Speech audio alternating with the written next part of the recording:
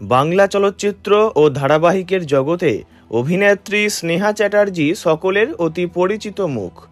এক দশকেরও বেশি সময় ধরে একজন দক্ষ চরিত্রাভিনেত্রী হিসাবে সকলের মন জয় করছেন তিনি।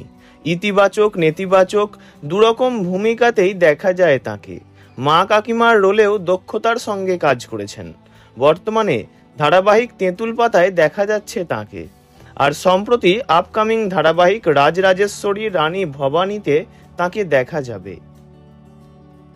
সবার প্রিয় এই অভিনেত্রী Ramakrishna Sarada mission sister Nivedita girls school ও বাগবাজার বহুমুখী বালিকা বিদ্যালয় থেকে লেখাপড়া করার পর সেন্ট জেভিয়ার্স কলেজে লেখাপড়া করেছেন। স্নেহার কেরিয়ার শুরু হয় টেলিভিশনে একজন উপস্থাপক হিসাবে। 1 বছরের জন্য সংবাদ পাঠিকাও ছিলেন তিনি। প্রথমবার অভিনয়ের সুযোগ পান স্টার জলসার এখানে আকাশ নীল ধারাবাহিকে। এরপর সুবর্ণলতা, 7 পাকে বাঁধা, জলনুপুর, ভূতু, বিকেলে ভোরের ফুল, নকশি কাঁথা, কুসুমদোলা ইত্যাদি ধারাবাহিকে কাজ করেছেন।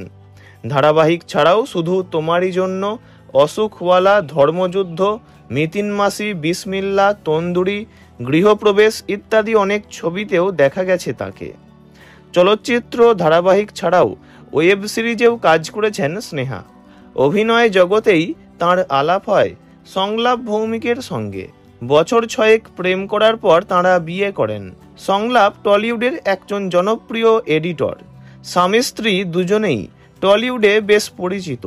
2021 সালের 5ই ফেব্রুয়ারি তাঁদের পুত্র সন্তান জোনাকের জন্ম হয়। ভালোবেসে জোনাককে তাঁরা তুরুপ বলেও ডাকেন। নদিয়ার দেবগ্রামে স্নেহার শ্বশুর বাড়ি। প্রায় 15 বছরের সংসার জীবন তাঁদের। দুজনেই কর্মব্যস্ত হওয়ায় একে অপরকে ঠিকমতো সময় দিতে পারেন না। তবে কাজের ফাঁকে তাঁরা তাঁদের ছোট্ট সন্তানকে নিয়ে নিজেদের মতো করে সময় কাটান। সেসব ছবি আমরা মাঝে মধ্যেই সোশ্যাল মিডিয়ায় দেখতে পাই। বাস্তবে স্বামী ও ছেলেকে নিয়ে খুবই সুখের সংসার স্নেহার।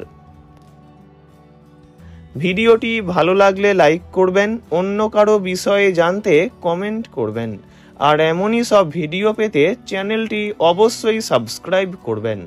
ধন্যবাদ।